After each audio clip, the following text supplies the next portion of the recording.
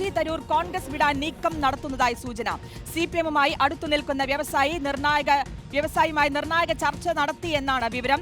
റഷീദുണ്ട് വിവരങ്ങൾ നൽകാൻ. റഹീസ്, തരൂർ ഒരു തലവേദനയായി മാറിയിരിക്കുകയായിരുന്നു കോൺഗ്രസിൽ എന്നുള്ളതാണ് പലപ്പോഴും ഉന്നയിക്കുന്ന പല വിഷയങ്ങളും അത് വലിയ രീതിയിൽ പ്രതിരോധത്തിലാക്കുകയും ചെയ്തിരുന്നു. ഇപ്പോൾ വരുന്ന ഒരു നീക്കം എന്താണെന്നാണ് മനസ്സിലാക്കാൻ സാധിക്കുന്നത്?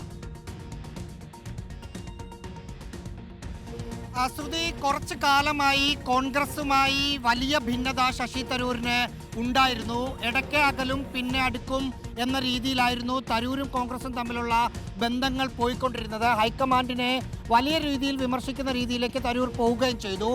ഇതിനിടയിലാണ് ശശി തരൂരിനെ ഇടതു പാളയത്തിൽ എത്തിക്കാനുള്ള ഒരു നീക്കം CPM-മായി അടുത്ത് നിൽക്കുന്ന വിദേശ മലയാളിയായ ഒരു വ്യവസായിയുടെ നേതൃത്വത്തിൽ നടക്കുന്നു എന്ന വിവരം ലഭിക്കുന്നത്. ഇന്ന് ദുബൈയിലെത്തിയ ശശി തരൂർ ആ വ്യവസായിയുമായി കൂടിക്കാഴ്ച നടത്തി എന്ന വിവരമാണ് നമുക്കുള്ളത്. ദുബൈയിൽ വെച്ചായിരുന്നു കൂടിക്കാഴ്ച നടന്നത്.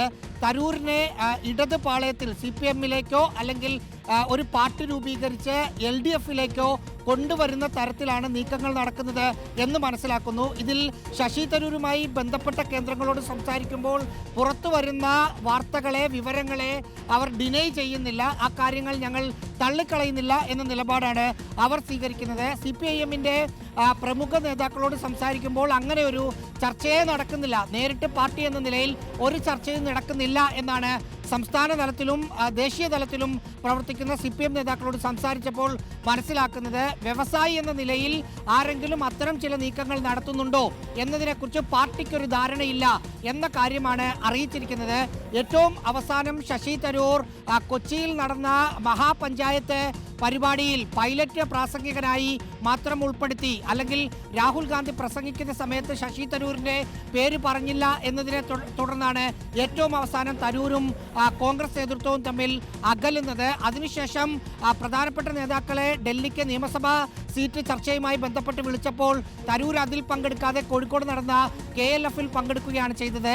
അതിനു പിന്നാലെ ശശി തരൂരിനെ രാഹുൽ ഗാന്ധി നേരിട്ട് കണ്ട് സംസാരിച്ച് പ്രശ്നം പരിഹരിക്കും, അതിനുള്ള ശ്രമം ഹൈക്കമാൻഡിന്റെ ഭാഗത്തു നിന്നുണ്ടായി എന്ന വാർത്തകൾ വന്നിരുന്നു.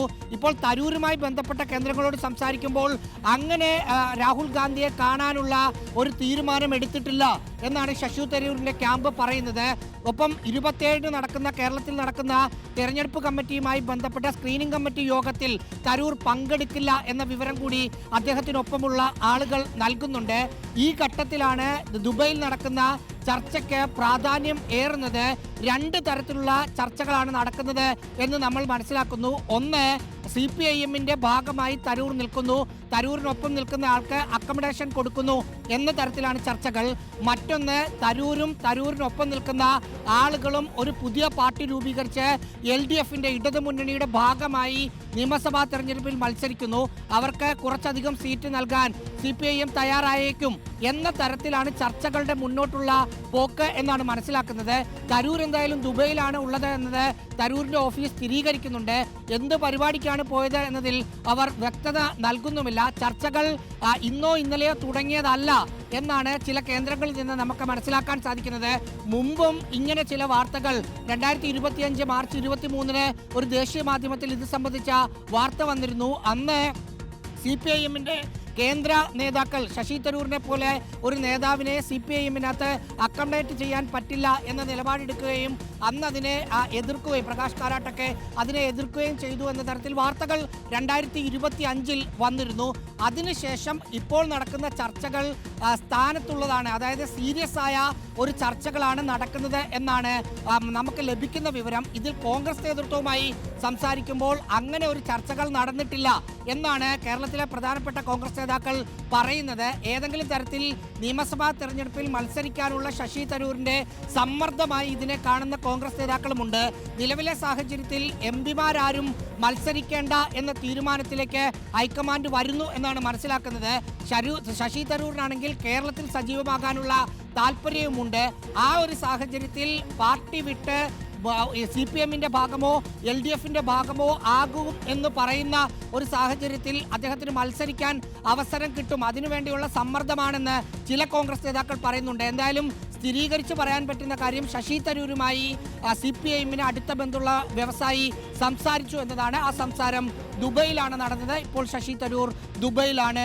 അങ്ങനെയെങ്കിൽ അങ്ങനെ ഒരു ചർച്ച, അതിൽ ഒരു വലിയ ഓഫർ എന്തായാലും വെച്ച് കാണുകയും ചെയ്യും. അങ്ങനെ ആ ഓഫർ സ്വീകരിക്കുകയാണെങ്കിൽ അതൊരു പക്ഷേ കേരള രാഷ്ട്രീയത്തിൽ തന്നെ വലിയൊരു മാറ്റത്തിന് കൂടിയായിരിക്കും വഴിവെക്കുകയും ചെയ്യുക. ഇതിലിപ്പോൾ നമുക്കറിയാം, ഇതിനു മുൻപും വലിയ രീതിയിൽ കോൺഗ്രസിനെ പ്രതിരോധത്തിലാക്കുന്ന പല അഭിപ്രായങ്ങളും ശശി തരൂർ പ്രകടിപ്പിച്ചിട്ടുണ്ട്. ആ ഘട്ടത്തിലൊക്കെ പലപ്പോഴും പ്രധാനമന്ത്രിയെ പുകഴ്ത്തുന്നൊക്കെ നമ്മൾ കണ്ടിട്ടുള്ളതാണ്. BJP-യിലേക്ക് അടുക്കുന്നു എന്നുള്ള ചർച്ചകളൊക്കെ ആ ഘട്ടത്തിലും ഉയർന്നിട്ടുള്ളതാണ്. കഴിഞ്ഞ ദിവസം ഇപ്പോൾ റഹീസ് സൂചിപ്പിച്ച പോലെ തന്നെ ഇവിടെ മഹാപഞ്ചായത്ത് നടക്കുന്ന ഘട്ടത്തിൽ രാഹുൽ ഗാന്ധി അവഗണിച്ചു എന്ന തരത്തിലുള്ള ഒരു അമർഷം തരൂരിനുണ്ട് എന്ന് വ്യക്തമാവുകയും അത് ഹൈക്കമാൻഡിനെ ബോധ്യപ്പെടുത്തും, അല്ലെങ്കിൽ അക്കാര്യം അറിയിക്കും, ആ പരാതി ഉന്നയിക്കുമെന്ന് പറയുകയും ചെയ്യുന്ന ഒരു ഘട്ടത്തിൽ കൂടിയാണ് ഇങ്ങനെ ഒരു നീക്കം നടക്കുന്നു എന്ന് മനസ്സിലാക്കുന്നത്. ഇതിൽ എന്തൊക്കെ ഓഫർ വെച്ചിരിക്കാനാണ് സാധ്യത? അതൊരു വമ്പൻ ഓഫർ തന്നെ ആയിരിക്കില്ല അങ്ങനെയെങ്കിൽ? ശ്രുതി, ചർച്ചകൾ നടന്നു എന്ന് നമുക്ക് സ്ഥിരീകരിച്ച് പറയാൻ രണ്ട് കാരണങ്ങളുണ്ട്. ഒന്ന്, ദുബൈയിൽ ഇത്തരം ചർച്ചകൾ നടക്കുന്നു എന്ന കാര്യം സ്ഥിരീകരിക്കുന്ന തരത്തിൽ വിവരങ്ങൾ വരുന്നുണ്ട്. മറ്റൊന്ന്, സ്വാഭാവികമായും ഇങ്ങനെ വാർത്തകൾ വരുമ്പോൾ അങ്ങനെ ഒരു സംഭവമില്ല എന്ന് പറയേണ്ട ശശി തരൂരിനോട് ഏറ്റവും അടുപ്പമുള്ള ആളുകളോട് സംസാരിക്കുമ്പോൾ പുറത്തു വരുന്ന വാർത്തകൾ ഞങ്ങൾ നിഷേധിക്കുന്നില്ല എന്ന മറുപടിയാണ് അവരുടെ ഭാഗത്ത് നിന്ന് ലഭിക്കുന്നത്. അതുകൊണ്ട് തന്നെയാണ് ഇത്തരം ചർച്ചകൾ നടന്നു എന്ന് ഏതാണ്ട് സ്ഥിരീകരിച്ച് പറയാനും സാധിക്കുന്നത്.